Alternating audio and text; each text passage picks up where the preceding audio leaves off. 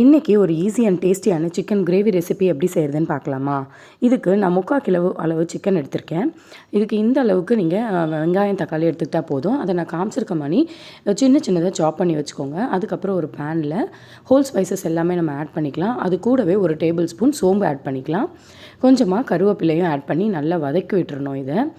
அதுக்கப்புறமா நம்ம பொடி பொடியாக கட் பண்ணி வச்சுருக்க வெங்காயத்தை இப்போ நம்ம ஆட் பண்ண போகிறோம். ஸோ வெங்காயத்தை நல்லா ஒரு மிக்ஸ் கொடுத்து இது நல்லா கலர் சேஞ்ச் ஆகிற வரைக்கும் பார்த்துட்டு அது கூடவே கட் பண்ணி வச்ச தக்காளியை நம்ம ஆட் பண்ணிக்க போகிறோம். அண்ட் தக்காளியும் வெங்காயமும் நல்லா வதங்கிறதுக்காக கொஞ்சமாக சால்ட் ஆட் பண்ணிக்கிறோம். ஸோ இப்போ இது ரெண்டுமே நல்ல ஒரு ப்ரௌனிஷ் கலர் குக் ஆகணும்.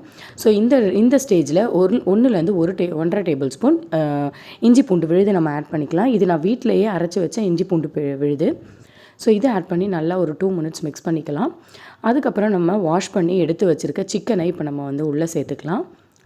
ஸோ இந்த சிக்கனை ஒரு 2 மினிட்ஸ் அப்படியே அந்த தக்காளி, வெங்காயம், இஞ்சி பூண்டு விழுது இதோட நல்லா மிக்ஸ் பண்ணி கொடுத்துருங்க. ஸோ இது மிக்ஸ் பண்ணதுக்கப்புறமா ஒரு 1/2 டேபிள் ஸ்பூன் மஞ்சத்தூள் ஆட் பண்ணிக்கலாம். அது கூடவே மிளகுத்தூள் ஒரு 1லேருந்து 1.5 டேபிள் ஸ்பூன் வரைக்கும் ஆட் பண்ண போகிறோம். ஸோ இதுதான் மெயின் இன்க்ரீடியண்ட்டே. ஸோ இந்த மஞ்சத்தூள்லையும் மிளகுத்தூளோடையுமே நல்ல ஒரு மிக்ஸ் கொடுத்துட்டு நல்ல ஒரு 5 மினிட்ஸ் நம்ம லிட்டு போட்டு மூடி வச்சிடணும்.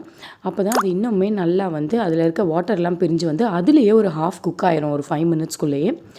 ஸோ இந்த மாதிரி க்ளோஸ் பண்ணி வச்சிட்டோம் அப்படின்னா நல்லா குக் ஆகி தண்ணி பிரிஞ்சு வந்துடும். இதை இப்போ பாருங்கள் எப்படி நல்லா குக் ஆகிருக்கு. இப்போ நம்ம இதை ஒரு 2 மினிட்ஸ் நல்லா மிக்ஸ் பண்ணி விட்டுட்டு இதுக்கப்புறம் நம்ம வீட்டில் அரைச்ச குழம்பு மிளகாத்தூளை நம்ம ஆட் பண்ண போகிறோம். நான் 2லேருந்து 2.5 டேபிள் ஸ்பூன் வரைக்கும் நான் ஆட் பண்ணியிருக்கேன். நீங்கள் உங்களோட காரத்துக்கு தகுந்த மாதிரி இதை அட்ஜஸ்ட் பண்ணிக்கணும். ஸோ அவ்வளோதான். இதை நல்லா மிக்ஸ் பண்ணிவிட்டு இப்போ இந்த டைமில் உப்பு எவ்வளோ இருக்குது அப்படின்னு சொல்லிட்டு செக் பண்ணிக்கோங்க. தேவைப்பட்டதுன்னா கொஞ்சம் ஆட் பண்ணி நல்லா மிக்ஸ் பண்ணி எடுத்துகிட்டு தேவையான அளவு வாட்டர் ஊற்றி கன்சிஸ்டன்சி அட்ஜஸ்ட் பண்ணிக்கோங்க. நீங்கள் ரொம்ப திக்னஸ் கிரேவியாக வைக்க போகிறீங்களா இல்லை கொஞ்சம் வாட்டரியா அப்படின்ட்டு.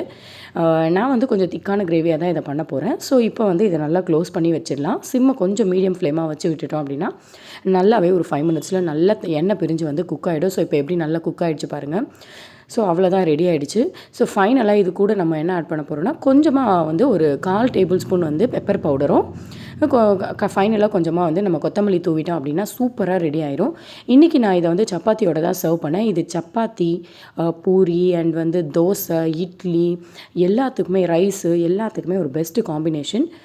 ஸோ கண்டிப்பாக இந்த ஒரு சிம்பிள் அண்ட் டேஸ்டியான சிக்கன் கிரேவி ரெசிபி நீங்கள் ட்ரை பண்ணி பாருங்கள். இந்த மாதிரி ஈஸி அண்ட் சிம்பிளான ரெசிபிஸ்க்கு என்னோட சேனலை மறக்காமல் சப்ஸ்கிரைப் பண்ணிக்கோங்க. கூடவே இருக்க பெல் சிம்பிள் கிளிக் பண்ணிக்கோங்க. என்னோடய வீடியோஸ் எல்லாமே உங்களுக்கு நோட்டிஃபிகேஷனாக சேரும்.